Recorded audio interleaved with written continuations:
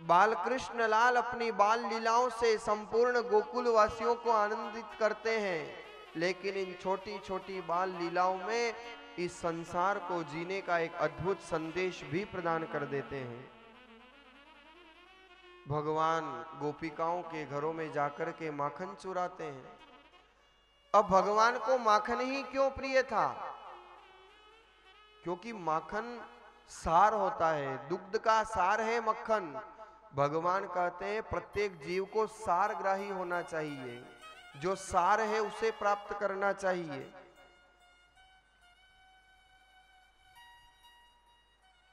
और फिर तो सारे गोकुल में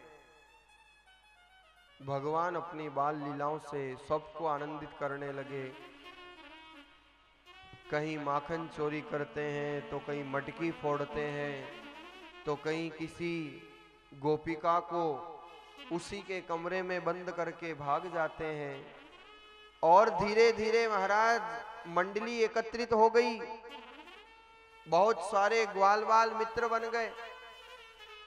सब ग्वालवाल ने मिलकर के कहा, कन्हैया तू अकेला अकेला माखन खाता है, अरे जरा हमको भी तो माखन खिलाया कर।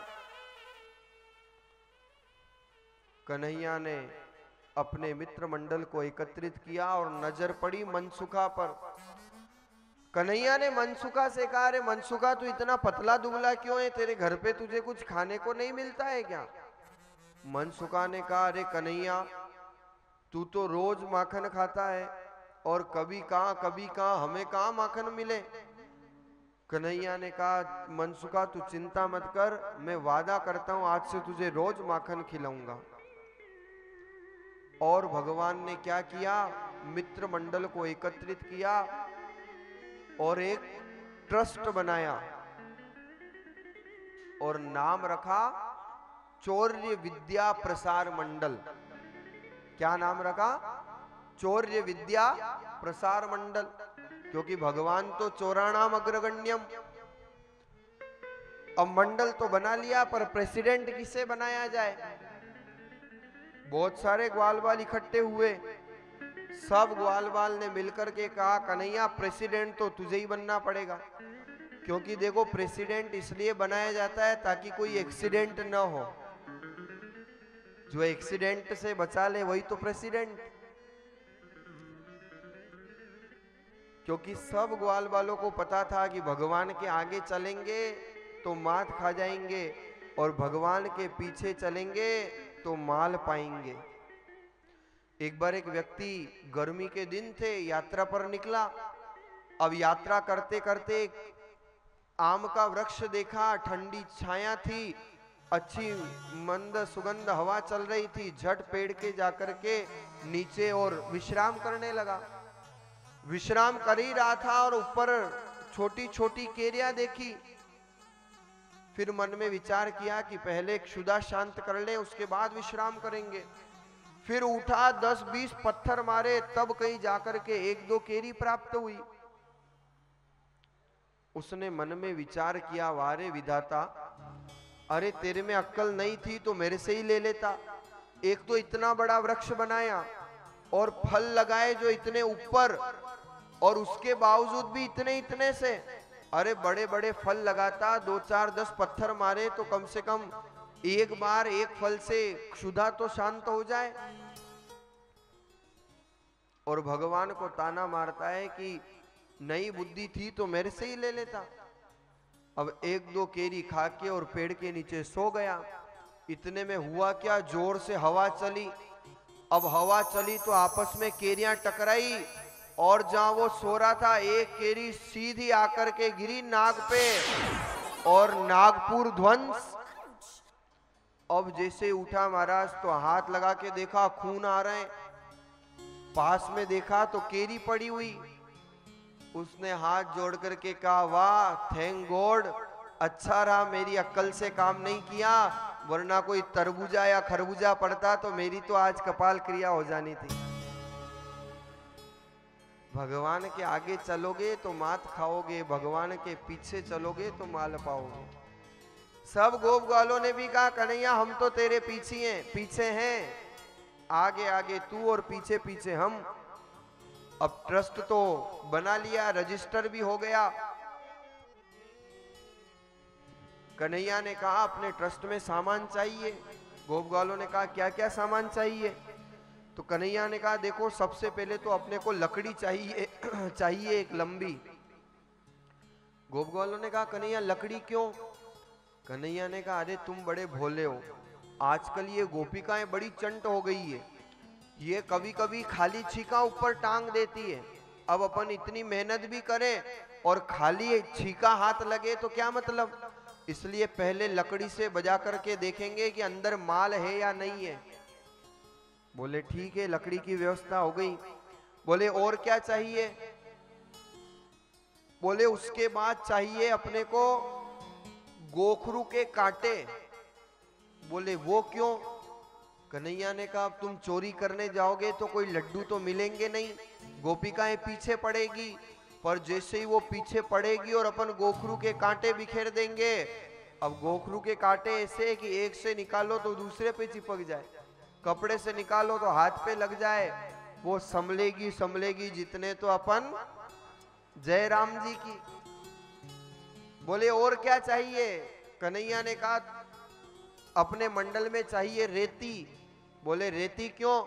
बोले मान लो फिर भी कांटे से बचते बचाते कोई गोपिका पास में आई गई तो एक मुट्ठी रेत उसकी आंख में डालेंगे, वो आंख मलेगी मलेगी तब तक तो 9-2-11। सारे गोप ग्वाले तैयार हो गए, मंडल तैयार हो गया महाराज। और अब तो जो गोकुल में माखन चोरी करना प्रारंभ हुआ तो सारे गोकुल में शोर मच गया कि कन्हैया हमारे घर पर आता है, माखन चोरी करके चला जाता है। सारी गोपिकाएं परेशान हो गई, पर एक बड़ी बुद्धिमान गोपी थी। उसने क्या किया? उसने माखन तैयार किया और माखन के छीके से एक घंटी बांध दी, क्योंकि सारी गोपिकाओं ने मिलकर के योजना बनाई कि ये कन्हैया तो मानता नहीं है चोरी करने से, अब इसको पकड़ने का क्या उपाय किया जाए। तो जब सारी गोपिकाएं मिलती है और आपस में चर्चा करने लगी तो ये नया उपाय निकाला। अब जैसे भगवान तैयारी करते थे वैसे गोपिकाएं भी तैयारी करती थी कि कैसे कन्हैया को पकड़ा जाए। तो सारी गोपिकाएं एकत्रित हुई और उनके बीच में मंत्रणा होने लगी। और जब मंत्रणा हुई तो उसका निर्णय क्या निकला? बड़ा सुंदर भाव लिखा है। ओ एक दिन ग्वालिन सब जुरनिया पकड़ो शाम को। एक दिन ग्वालिन सब जुरनिया पकड़ो शाम को। सारी गोपिकाएं इकट्ठी हो गई और सब आपस में चर्चा करती है कि इस कन्हैया को तो रंगे हाथ पकड़ना है। और उसके लिए क्या तैयारी करती है? ओ एक दिन ग्वालिन सब जुरनिया पकड़ो शाम को। एक दिन ग्वालिन सब जुरनिया पकड़ो शाम को। हो पकड़ो री शाम को सखी पकड़ो री शाम को। पकड़ो री शाम को री सखी पकड़ो री शाम को। एक दिन ग्वालिन सब जुरनिया पकड़ो शाम को। एक दिन ग्वालिन सब जुरनिया पकड़ो शाम को। और सब सखियन मिल मतो उपायो शाम हाथ नहीं आवे। एक दिन सब मतो उठायो शाम हाथ नहीं आयो।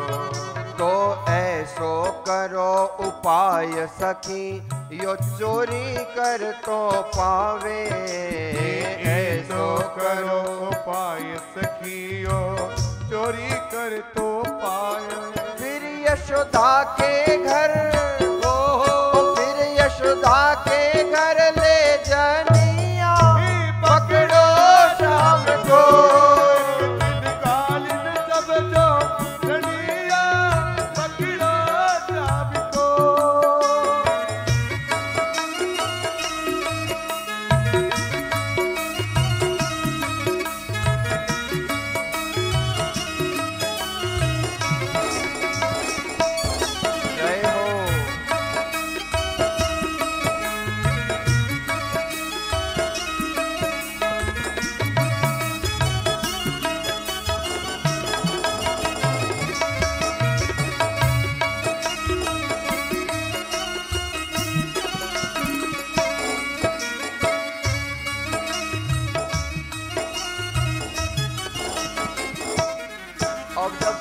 सखियां मिली तो सखियां क्या कहती गोपिकाएं कि जिस दिन ये कन्हैया हाथ में आ गया तो यशोदा के पास ले जाएंगी पकड़ करके रंगो हाथ। अरे यशोदा के घर ले जाए वन लगवाएगी संटी। यशोदा के घर जाए दिल लगाए वक संटी। संटी कहते हैं छड़ी को, ब्रज भाषा में संटी मतलब छड़ी। तो गोपिकाएं कहती है अरे एक दिन घर ले जाय के वापे लगवाएगी संटी। एक दिन घर जाए वाके लगवाएगी संटी। तो एक सखियों उठ बोली छीके पे बांधो घंटी। एक सखियों उठ बोली छीके पे लगाओ घंटी। ओ चोरी करबे में, चोरी करबे में भजनिया पकड़ो शाम को। एक दिन गालिन सब जो धनिया पकड़ो शाम को।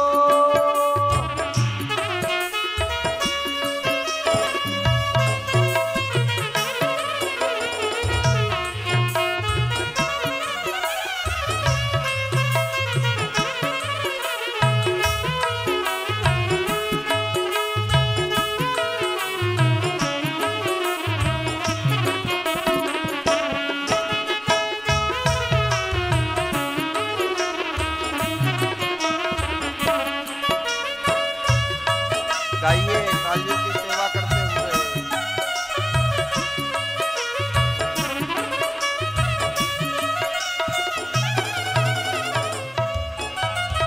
अब महाराज सारी तैयारियां कर ली गई और छीके के घंटी बांध दी। अब कन्हैया आए, गोपी थी नहीं घर पे, देखा तो छीके के ऊपर घंटी बंधी हुई।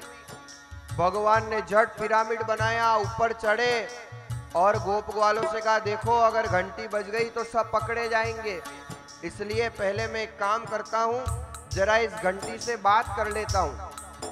और कन्हैया उस घंटी से कहते हैं अरे सुनरी घंटी में समझाओ मेरी कहन मत टरियो।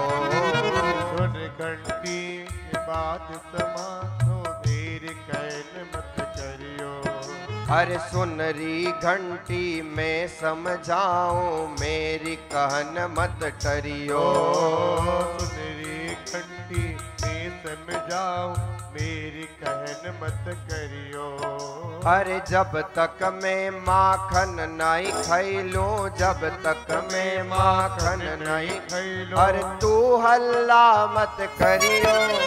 अरे जब तक मैं माखन नहीं खैलो तुम हल्ला मत करियो। ओ तेरी मेरी प्रीत पुरानी, तेरी मेरी प्रीत पुरानिया पकड़ो शाम को। मेरी प्रीत पुरानिया पकड़ो शाम को। कालियों की सेवा करते हुए जय हो।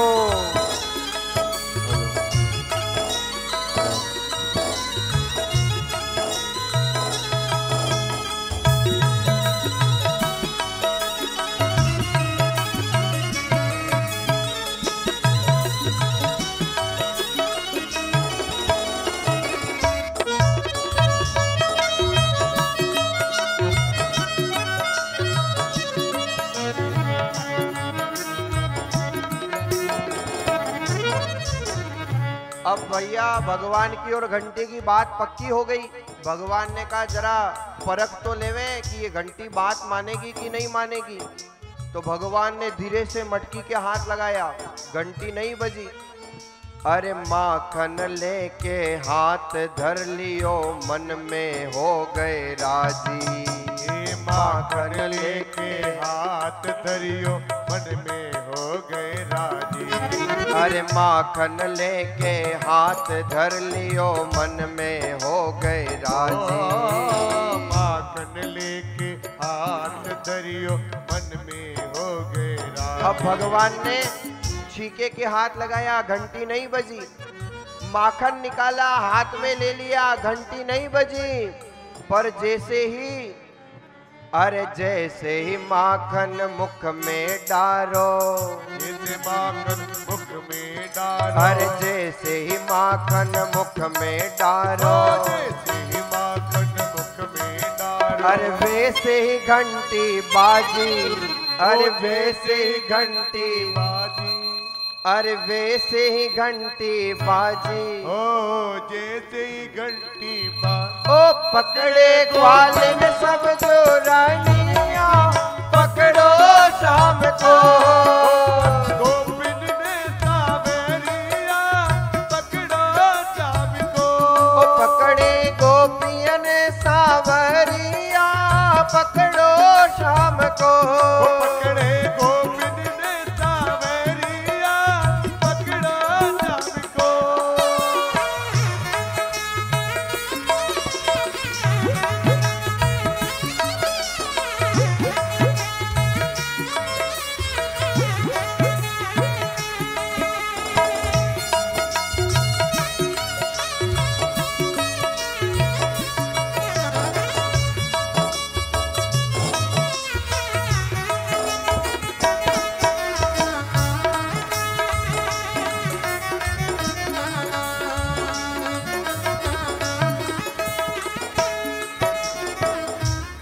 अब जब सारी गोपियां इकट्ठी हो गई और पकड़ लिया रंगे हाथ कन्हैया को, कन्हैया ने कहा 1 मिनट रुको, पहले तो मुझे इस घंटी से बात करने दो, उसके बाद मैं तुमसे बात करूंगा। और भगवान फिर चढ़े और घंटी से कहते हैं, अरे क्योरी घंटी बात न माने, तू तो नेक सुने ना। क्योरी घंटी बात सुन, क्योरी घंटी बात न माने, क्यों तू मेरी सुने ना। अरे क्योरी घंटी बात न माने, तू तो नेक सुने ना। क्योरी घंटी बात न माने, तू क्यों नेक सुने ना। घंटी क्या कहती है? घंटी ने कहा प्रभु देखो आपने छीके को हाथ लगाया, मैं बजी, बोले नहीं बजी। बोले आपने माखन निकाला, मैं बजी, बोले नहीं बजी। बोले आपने माखन हाथ में रख लिया, मैं बजी, बोले नहीं बजी। तो बोली घंटी सुनो श्याम जी, अरे बोली घंटी सुनो श्याम, बिन घंटी भोग लगे ना, बिन घंटी भोग लगे ना। घंटी ने कहा प्रभु आपने ही तो नियम बनाया है कि बिना घंटी के भोग नहीं लगता है, और जब आपने आरोगना प्रारंभ किया तभी तो मैं बजी हूँ। और जैसे ही घंटी बजती है, ओ एक दिन ग्वालिन सब जो रानिया, पकड़ो शाम को। एक दिन ग्वालिन सब जो रानिया, पकड़ो शाम को।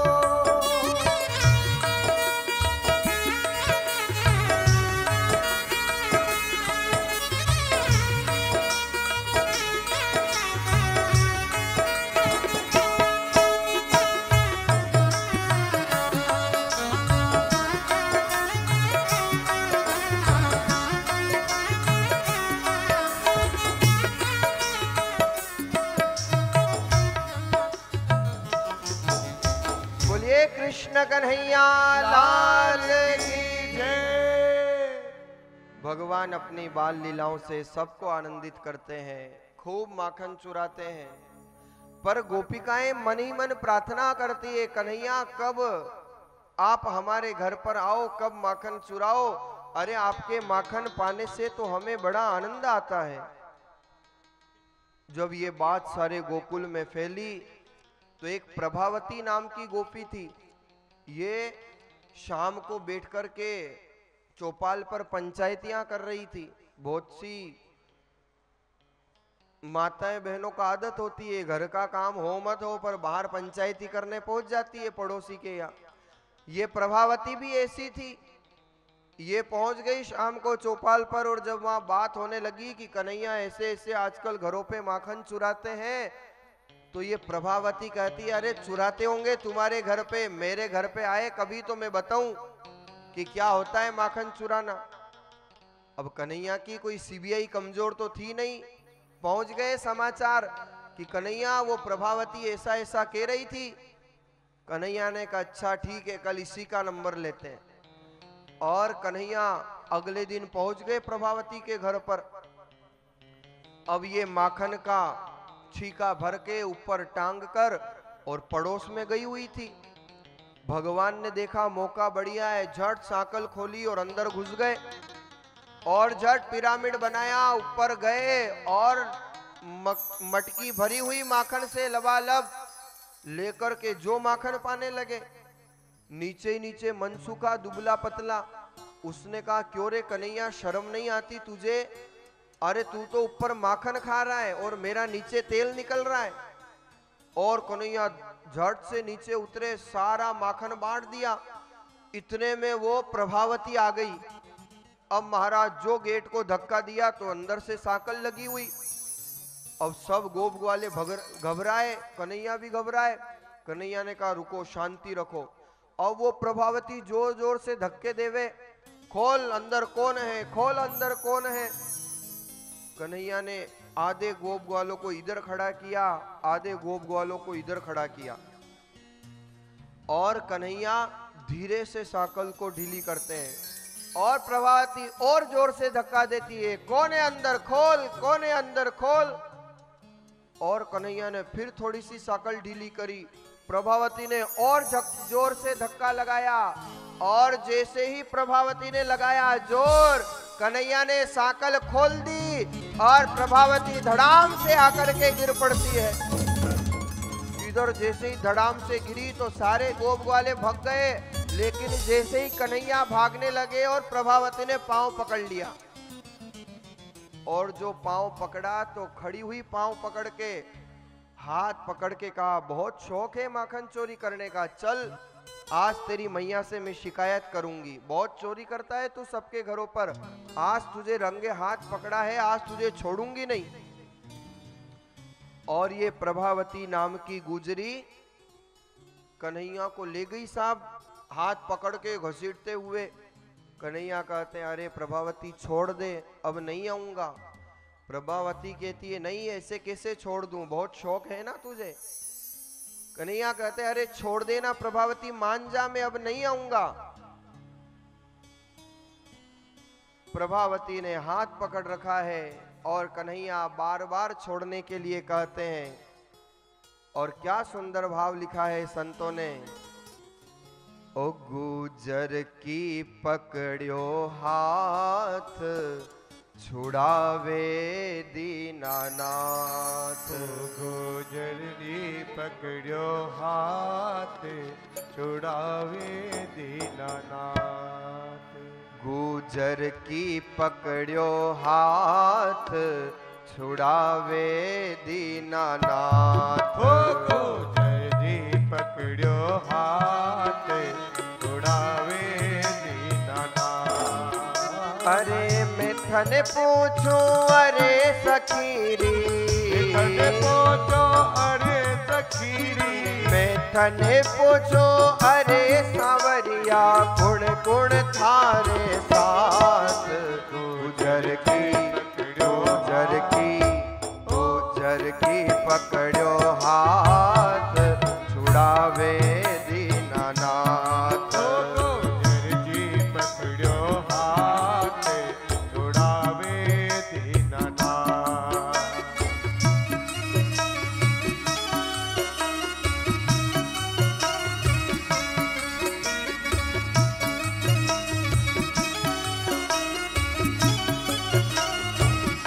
अब कन्हैया क्या कहते हैं, अरे मैं तो थारे, अरे मैं तो म्हारे घर में सूतो, मन सुखो आय जगायो। मैं तो मारे घर में सूतो, मन सुखो आन जगायो। अरे बैठो बैठो पोलिया माही, मन सुखो माखन खायो। बैठो बैठो पोलिया माही, मन सुखो माखन खायो। ओ ठीका ताही मैं नहीं पहुँचिया, ओ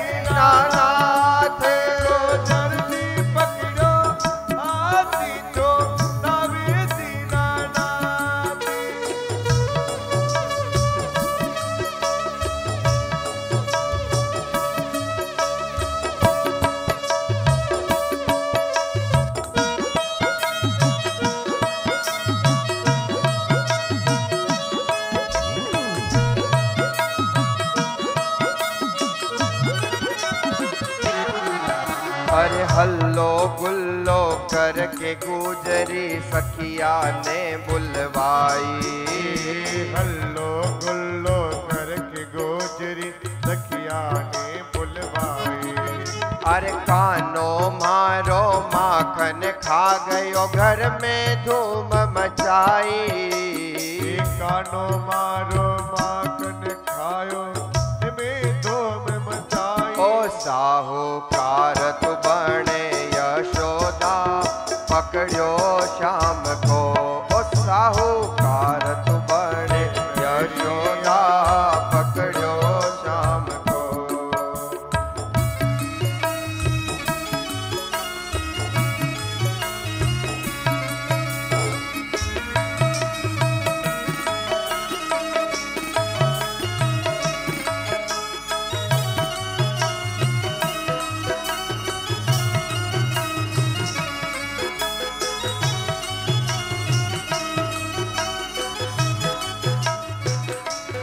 गुजर की पकड़ो हाथ छुड़ावे दीनानाथ। गुजर की पकड़ो हाथ छुड़ावे दीनानाथ। अरे मैं कने पूछो अरे सखीरी, मैं कने पूछो अरे सावरिया गुण गुण थारे साथ। गुजर की पकड़ो हाथ छुड़ावे दीनानाथ। गुजर की पकड़ो हाथ छुड़ावे दीनानाथ। अब महाराज प्रभावती ले जाती है खींच करके, पर कन्हैया ने खूब विनती की पर प्रभावती नहीं मानी। कन्हैया ने कहा अरे मेरी एक बात तो मान ले गोपी। प्रभावती ने कहा बोल क्या क्या चाहिए तुझे। कन्हैया ने कहा प्रभावती अरे इतनी क्या रुष्ट हो रही है, मेरा ये हाथ बहुत दुख रहा है। एक काम कर ये हाथ छोड़ के और ये वाला हाथ पकड़ ले, इतना सा तो काम कर दे। प्रभावती गुस्से में तो थी, चलते चलते कन्हैया की इतनी सी बात मान ली और गई दौड़ी दौड़ी बाबा नंद के आंगन पर और लगी आवाज, ए यशोदा देख तेरे लाला को रंगे हाथ पकड़ा है मैंने, बाहर निकल। पूरे गोकुल में माखन चोरी कर करके इसने परेशान कर रखा है, देख बाहर निकल के आज रंगे हाथ पकड़ के आई हूं। यशोदा दौड़ी दौड़ी आई बाहर और झट प्रभावती ने हाथ आगे किया, देख ये तेरा लाला मेरे यहां पर माखन चोरी कर रहा था। यशोदा ने झट नीचे देखा तो कहा क्यों रे गोपी तेरी आंख है कि आलू की फाक है, ये मेरा कन्हैया है या तेरा छोकरा है, देख तो सही। और जो प्रभावती ने नीचे देखा तो कन्हैया तो थे ही नहीं, उसका खुद का ही छोकरा। यशोदा ने कहा क्यों री तुझे शर्म नहीं आती, माल तो तेरा बच्चा खा रहा है और मेरे छोरे को बदनाम करती है, ठहर अभी लकड़ी लेकर के आती हूं। प्रभावती ने कहा यहां से तो चलो बच के, ये कैसे हो गया कुछ समझ में नहीं आया। और जैसे ही प्रभावती ने कहा कि एक तो माखन गया जो गया और लकड़ियां और पड़ेगी, अपने तो निकलो। और जैसे ही आधे रास्ते में पहुंची और मिल गए कन्हैया, जय राम जी की, हो गई शिकायत, भर गया मन। प्रभावती ने हाथ जोड़ लिए, माफ कर कन्हैया, तू तो रोज आया कर, मैं कुछ नहीं कहूंगी। कन्हैया ने क्या किया था, कहा था कि मेरा ये हाथ छोड़ करके दूसरा हाथ पकड़ ले, तो दूसरा हाथ तो नहीं पकड़ाया, दूसरे का हाथ पकड़ा दिया। ऐसी बाल लीलाओं से भगवान ने सबको आनंदित किया। यही तो आनंद है भगवान का। पर जो गोपिकाएं भगवान को बुलाया करती, भगवान उनके यहां तो नहीं जाते, अपितु आनंद प्रदान करने के लिए, विनोद प्रदान करने के लिए, भगवान सबको आनंदित करने के लिए अलग अलग हर दिन अलग जगह पर भगवान माखन चोरी करते हैं और खूब अपने ग्वाल वालों के साथ आनंद लेते हैं।